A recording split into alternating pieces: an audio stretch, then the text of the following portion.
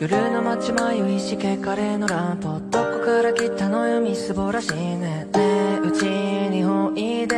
温めてあげるよ今までよく頑張ったよねここらで休んでみませんか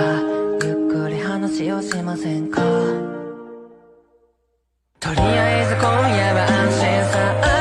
足跡は雪がけしていた声はひどく痛んだ遠くのキツネがコンコンと